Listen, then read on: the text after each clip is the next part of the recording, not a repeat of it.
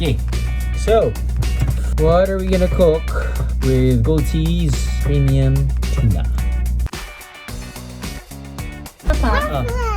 Waffles with tuna. Waffles with tuna. English muffin and then Egg and tuna. tuna mayo. Yeah. Okay, that's one. How about leftover chopsuey, mama, and then mix with tuna? Pwede ba natin gawin to? Yes. Kasi inisip ko parang we still have a leftover bottle of tinapa oil. Yeah. Wala na tayong tinapa, pwede natin lagay itong tuna na to.